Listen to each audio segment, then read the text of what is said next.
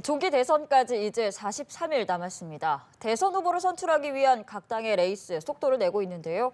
먼저 더불어민주당은 지난 주말 충청과 영남권 경선에서 이재명 후보가 압도적 승리를 거뒀습니다. 오늘 후보들의 움직임은 어떤지 국회 취재기자 연결해서 자세히 들어보겠습니다. 이다은 기자.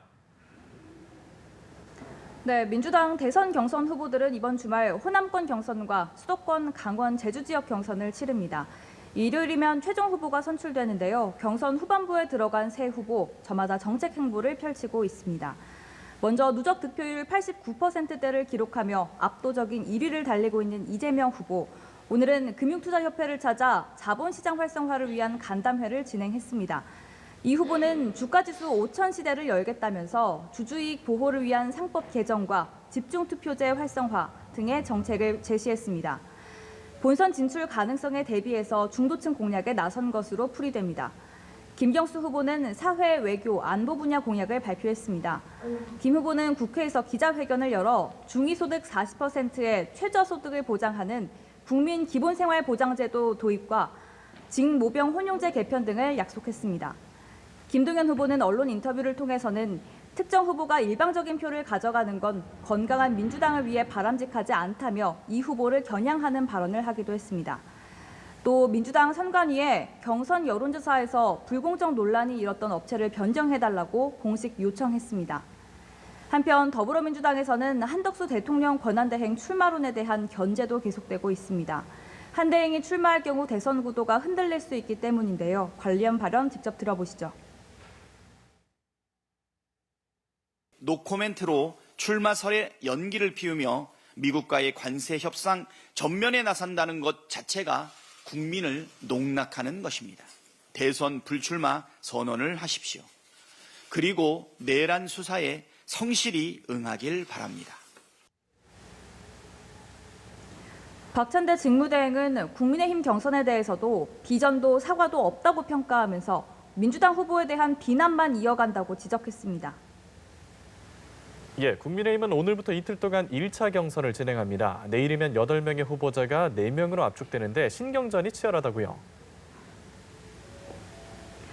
네, 오늘부터 국민의힘은 100% 국민 여론조사를 진행하고 있는데요. 이를 통해서 후보자 8명을 내일 저녁 4명으로 압축합니다. 국민의힘 경선 후보들은 표심 잡기에 분주한 모습인데요.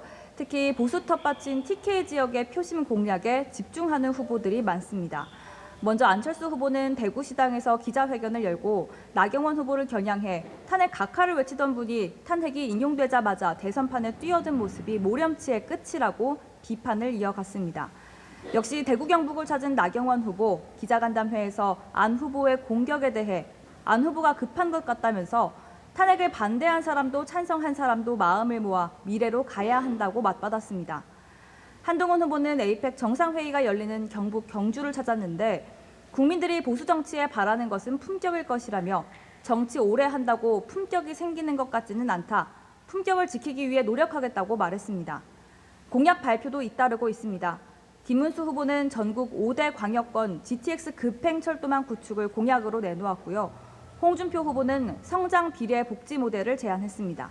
홍 후보는 미래 세대에 부담이 되지 않게 연금 개혁에 착수하고 노인 연령을 70세로 상향 조정하겠다는 등의 정책을 내놓았습니다.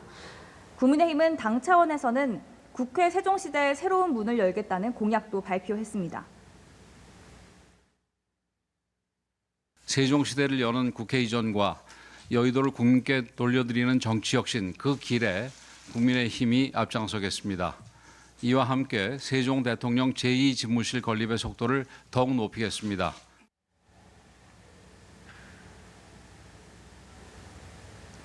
국민의힘 역시 상대당인 민주당 경선을 도마 위에 올렸는데요. 권성동 원내대표는 이재명 후보가 독주하고 있는 상황을 겨냥해서 진짜 비명은 모두 숙청됐다면서 이재명 세력이 행정부 권력까지 장악하게 되면 1인 독재 국가로 달려가는 하이패스라고 비판했습니다. 지금까지 국회에서 전해드렸습니다.